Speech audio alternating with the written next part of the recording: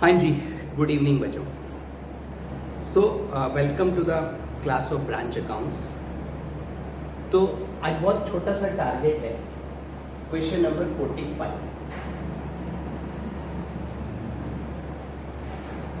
तो देखिए क्या इसमें समस्या आई, काफ़ी बच्चे पूछ रहे थे। तो ब्रांच है चूरू में, ठीक है, कहीं भी रखो यार। हेड ऑफिस इंदौर में, और 31 दिसंबर को अकाउंटिंग करते हैं। जो गुड सेंट है वो 10% प्रॉफिट कॉस्ट पर है। Head office 25% on sales profit charge कर रहा है, और चूरू में 20% ऑन सेल है। ठीक, एक्सपेंसेस दिए हुए हैं, कोई खास बात नहीं है बच्चों। Purchase total so much, sale इतना, इन एडिशन परचेज है। 3400 की गुड्स रिसीव भी नहीं हुई है। यहाँ सेल हुआ, मतलब डाटा थोड़ा स्कैटर्ड है। स्टॉक ऑन 31 दिसंबर 2003। तो आई थिंक बच्चों दिस इज ओपनिंग स्टॉक। और इंदौर में यानी एचओ में 17250 है, और ब्रांच पे यानी चूरू में 7500 है। इसमें 5600 का हेड ऑफिस वाला भी है, तो वो स्टॉक रिजर्व का ट्रीटमेंट आएगा। और 31 दिसंबर को 7700 इंक्लूडेड है, कोई खास बात नहीं बच्चों। आइए अब ऊपर से चलते हैं। तो देखिए एक्सपेंसेस में ये पेंडर वाला पोर्शन है। तो टू सैलरी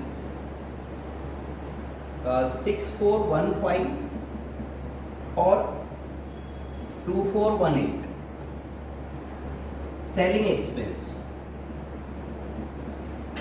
सेलिंग एक्सपेंस है 4220 और 1610। ओवरहेड में बेटा क्लोजिंग आउटस्टैंडिंग जोड़ लें, ओपनिंग माइनस कर लें, 2991 प्लस 416 माइनस 249, तो 3158 हो गया। ब्रांच का 2021 दिया हुआ है, क्लोजिंग ऐड करो 82, ओपनिंग लेस करो 156, 1947। आजादी वाली फिगर हो गई सर। 1947 में देश आजाद। परचेज जो है वो क्वेश्चन कह रहे जी हेड ऑफिस पर 97680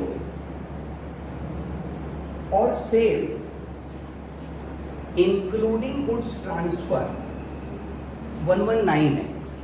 तो बेटा 119 में 44 माइनस करो, सेल 75 है, और जो गुड्स सेंट है वो 44,000 है, right. In addition to goods receive from HO, Churu ने भी परचेज किया है 9200 का, परचेज में डाल दो। और गुड्स इन ट्रांजिट है 3400 का।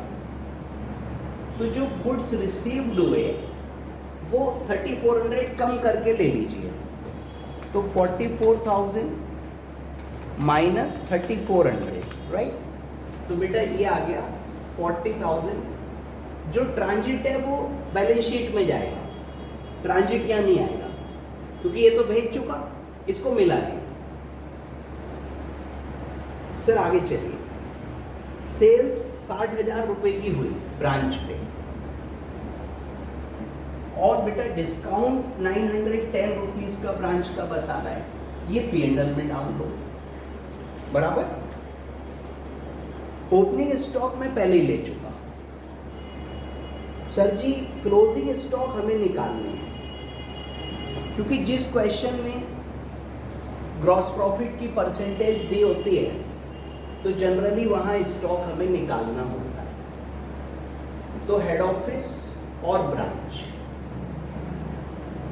अब हेड ऑफिस अपनी कॉस्ट पे चलेगा, तो ओपनिंग 17250, परचेज 97680, सेल की जगह कॉस्ट ऑफ सेल माइनस करेंगे, तो जो प्रॉफिट का मार्जिन है बेटा वो 25% ऑन सेल है, सेल पर 25% है, तो 75,000 में मैं सीधे सीधे 25% माइनस कर दूं, तो ये बचा 56,250 कॉस्ट ऑफ सेल। और सर जी ट्रांसफर में 10% का मार्जिन बता रहे ना क्वेश्चन, यस कॉस्ट पे, तो 40 और 4 यानी 40,000 हो गया, तो हेड ऑफिस पे ये स्टॉक बचेगा। अब ब्रांच के पास देखिए ओपनिंग था, परचेज हुआ और ब्रांच को रिसीव हुआ, ब्रांच के लिए यही कॉस्ट है बेटा, और 60,000 में इनका ग्रॉस प्रॉफिट है 20% ऑन सेल, तो 48,000 की इनकी कॉस्ट ऑफ सेल हो गई। ट्रांसफर इन्होंने बच्चों कोई करा नहीं है, तो इस प्रकार से जो इनका बच रहा है स्टॉक वो फिगर आ जाएगी, देखिएगा 75, 92, 40,600 माइनस 48,000, 9,000 सॉरी ये तो है ही नहीं, 9,300 हो गया। इसका कितना आ रहा है बेटा,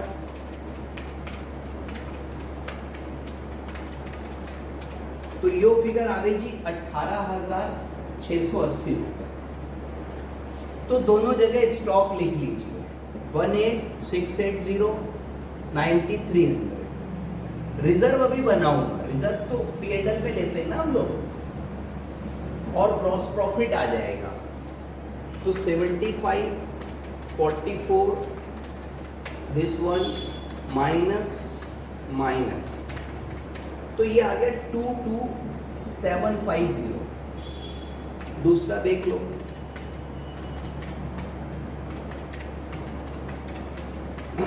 सॉरी ये आ गया बच्चों 12,000। ग्रॉस प्रॉफिट ब्रॉट डाउन हो जाएगा, हाँ जी sir gross profit brought down कर लेते हैं। स्टॉक रिजर्व, तो देखिए जो ओपनिंग स्टॉक था ना उसमें बता रहे कितना था, तो ओपनिंग वाले में कह रहा है the stock at Churu included 5,600, 5600, और 10% वो चार्ज कर रहा है जी, तो 5,600 इंटू 10/110, 509 की reserve I. Stock reserve closing भी बनेगी। अब देखिए क्लोजिंग में कह रहे हैं कि 7,700 है, और रास्ते में भी तो है बेटा, तो 77 प्लस 34 का 10/110 रिजर्व पूरे पे बनेगी, तो ये प्लस 3400 इंटू 10/110, 1,009 रुपये आ गए।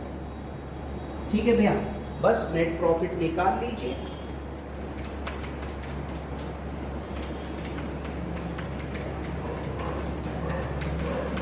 तो ये आ गया 8,457, सही आ रहा है क्या? तो ठीक आ रहा है, बिल्कुल बढ़िया। और दूसरा बता रहा है 5,115, ये भी नेट प्रॉफिट चेक कर लें, तो 12,000 माइनस 2,418, 1,610, 1,947, 910, टैली हो रहा है, बन गया जी। तो देखिए कोई भी चीज नई नहीं आई बेटा, एंड दिस इज हाउ हम लोग इसको बना सकते हैं, और इस प्रकार से हमारा हेड ऑफिस और ब्रांच का बन गया। सर जो ब्रांच है उसका प्रॉफिट 20% ऑन सेल है, और ये सब कॉस्ट मानी जाएगी, तो कहीं कोई दिक्कत ही नहीं है। और जो रिजर्व्स है वो जितना स्टॉक हेड ऑफिस से आया हुआ उस पर बनेगी। जो ब्रांच का परचेज गुड्स का स्टॉक है उस पर रिजर्व, भाई वो तो उसकी कॉस्ट पे ही है, नहीं बनेगी। अब देखिए question is also asking to prepare a combined P&L account. तो कंबाइंड ट्रेडिंग P&L जब बनेगा तो उसमें देखिए फिगर्स कॉस्ट पर आएंगे, कोई ट्रांसफर नहीं आएगा, कोई रिजर्व नहीं आएगी, ओपनिंग स्टॉक। तो ये दोनों फिगर जोड़िएगा, ये माइनस कर लीजिएगा, क्योंकि कॉस्ट पे लाना है। देखिए ब्रांच का स्टॉक 75 है, दैट वन, माइनस रिजर्व तो कॉस्ट आ गई, प्लस एचओ का स्टॉक, टोटल बना रहा हूं 24241 परचेज।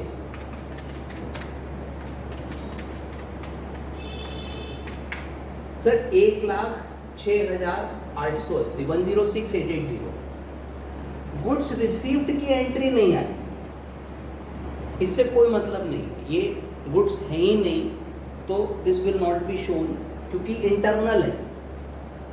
परचेज हो गई, यस। जीपी अब चेंज हो जाएगा बच्चों, क्योंकि ये फिगर वहां ले गया मैं।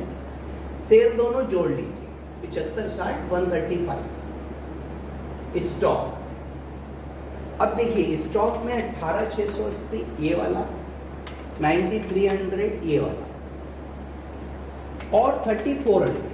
देखो ओवरऑल जब बनाओगे तो स्टॉक बचा ही है माइनस 1,009 तो 30,371। सर ये स्टॉक आएगा क्योंकि यहां तो एचओ में नहीं आ रहा, ब्रांच में भी नहीं आ रहा, परंतु टोटल में वो है, गुड्स इन ट्रांजिट भी आएगा। तो ये plus transit minus reserve cost पे आ गया। ठीक है भैया, सैलरी दोनों जोड़ लो बेटा, it is 8833। Combined P and L है तो कोई भी इंटरनल ट्रांसफर और रिजर्व इसमें नहीं आएंगे। 5830। सर कुछ नहीं कर रहा हूं, एक्सपेंसेस को टोटल कर करके लिख रहा हूं। ये सेलिंग एक्सपेंस है, ये ओवरहेड है, डिस्काउंट भी आएगी 910, रिजर्व नहीं आएगी, और finally you will get your net profit. ये दोनों फिगर जोड़ रहा हूं, 8457 5115 13,572। ये मैच होना चाहिए बच्चों। जो टोटल प्रॉफिट है वो सेम आएगा, उसमें डिफरेंस नहीं आना चाहिए। और सर जी बस एक सेकेंड, तो 7742 आया है तो मेरा यार।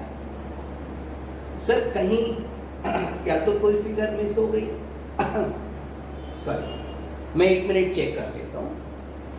ओपनिंग दोनों जोड़ लिया, ये जोड़ लिया मैंने, गुड्स रिसीव्ड और सेंड को कैंसिल कर दिया। ठीक है, सेल 75 और 60 सही जोड़ा है, यस। स्टॉक 18 और 9 ये भी सही ऐड किया हुआ है, और 6 4 5 3। सर जी ओवरहेड गलत जोड़े, ये फिगर और ये फिगर इतना नहीं हो सकता।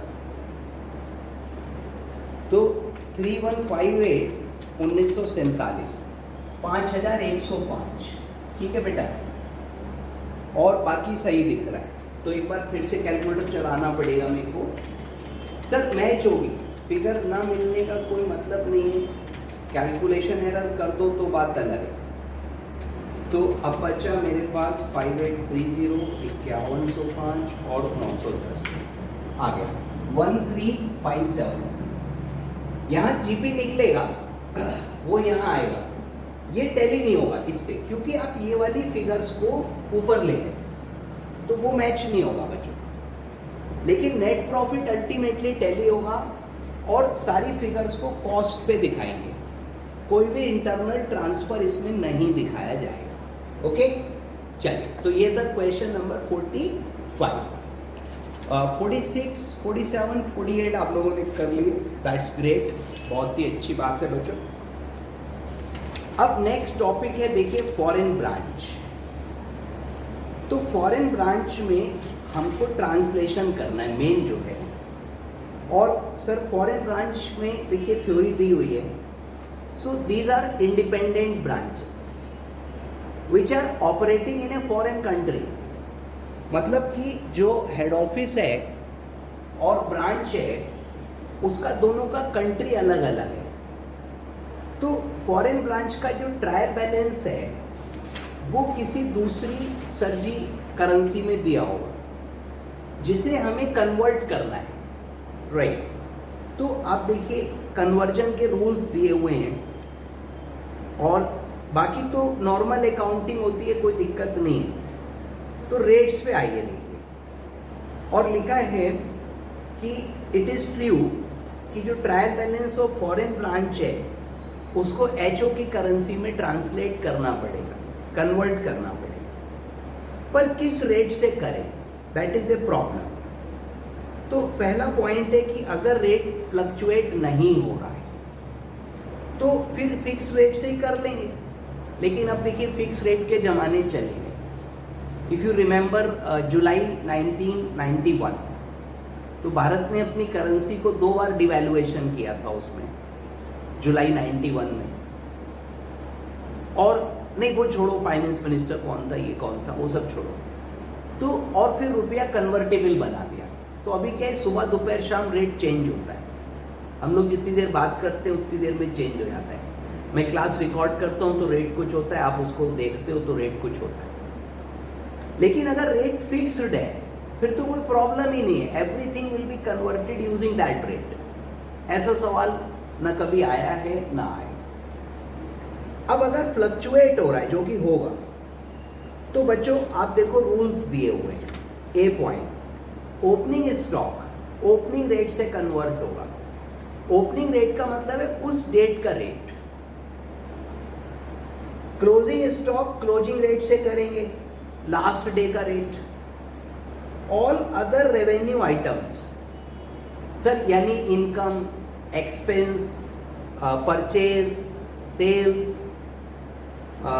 सारे आइटम्स ओपनिंग को ओपनिंग रेट से, ठीक है, जैसे ये मान लो है तो इसको ओपनिंग रेट से करेंगे, इसको क्लोजिंग रेट से करेंगे बेटा। बाकी सारे आइटम्स डेप्रिसिएशन छोड़ के, बाकी सारे आइटम्स इसको ओपनिंग से, इसको क्लोजिंग से, बाकी सब डेप्रिसिएशन छोड़ के एवरेज रेट से होगा। सी पॉइंट, एवरेज रेट से करेंगे तो average is like opening plus closing divide by 2। Sir devaluation बाद में डिस्कस करेंगे। डेप्रिसिएशन का कन्वर्जन होगा उस रेट पर जिस पर फिक्स्ड एसेट कन्वर्ट होगी, और फिक्स्ड एसेट उस रेट पर कन्वर्ट होगी जो उसकी परचेज वाले दिन था। तो फिक्स्ड एसेट का कन्वर्जन फिक्स्ड एसेट के रेट से होगा। डी पॉइंट है कि जिस दिन खरीदी गई थी उससे करेंगे। यदि नहीं दिया है तो ओपनिंग रेट ले लीजिए। सर फिक्स्ड लाइबिलिटीज को भी लाइबिलिटी वाले डेट से करेंगे। All current assets and current liabilities, debtors, cash, bank balance, उसको क्लोजिंग रेट से, क्योंकि वो सब क्लोजिंग बचे हुए हैं। तो जितने भी मॉनेटरी आइटम्स हैं और स्टॉक है क्लोजिंग, उसको क्लोजिंग रेट से किया जाएगा।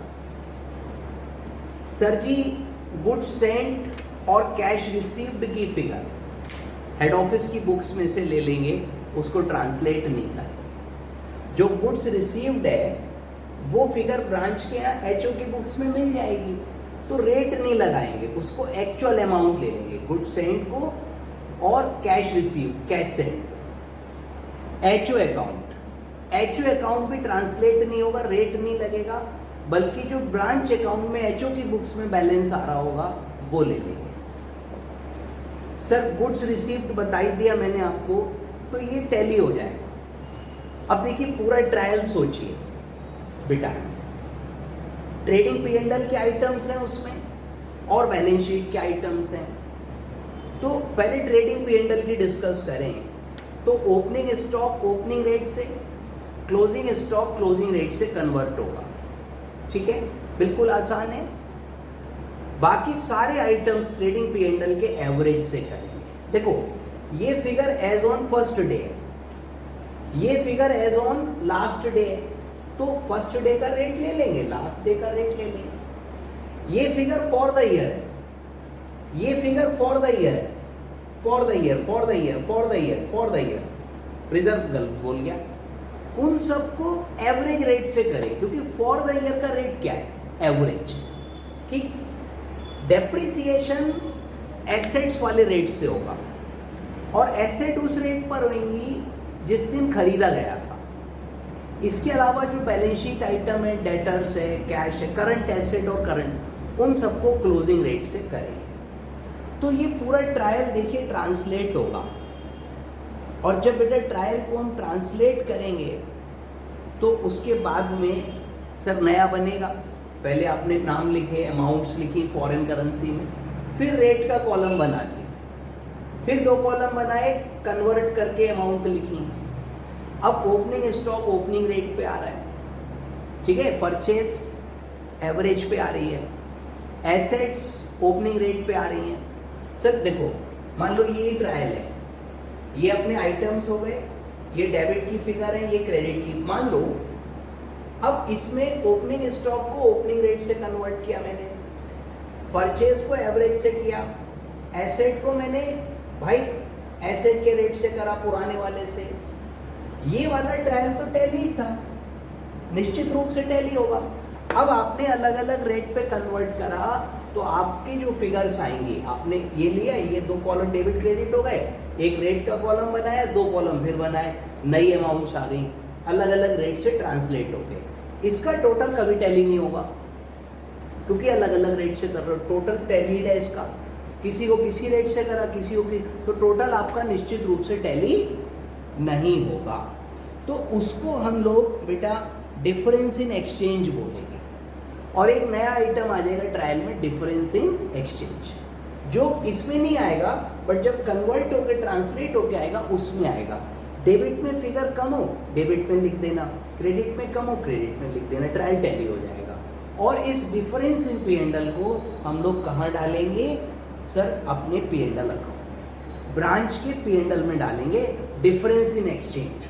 बस इतना सा काम करना है, कोई बहुत मुश्किल काम नहीं है। बाकी अपना इंडिपेंडेंट ब्रांच जैसा बनेगा, बिल्कुल डिट्टो वैसी है, बस पहले ट्रांसलेट करना है, अलग अलग रेट्स हैं वो आप पढ़ लोगे, आपको समझ आ जाएंगे बेटा, और नया ट्रायल बन जाएगा। फिर उससे आप ट्रेडिंग पीएल और बैलेंस शीट बनाओगे, एकदम आसान, ठीक है? तो कर लोगे? ये बताओ, होमवर्क दे दूं थोड़ा सा? भाई खुद भी तो ट्राई करो, सब मैं कराऊंगा कैसे चलेगा? तो सिर्फ एक क्वेश्चन दे रहा हूं मैं आपको, दैट इज क्वेश्चन नंबर 49, और आप देखिए हो जाएगा ये, आप आराम से कर लोगे, प्रॉब्लम नहीं आएगी, ठीक? तो आज इतने ही रखते हैं बच्चों, क्योंकि फॉरेन ब्रांच है, अभी 45 भी कराया मैंने आपको, तो बहुत ज़्यादा हो जाएगा अगर डिटेल में जाऊंगा मैं। आप इतना करो, फिर मैं और चीज़ें बताता हूँ, फॉरेन ब्रांच में और भी पॉइंट्स हैं, we will discuss in the next class, okay? तो फिलहाल इतने ही बच्चों, अगली मुलाकात होगी कल, तब तक के लिए टाटा बाय।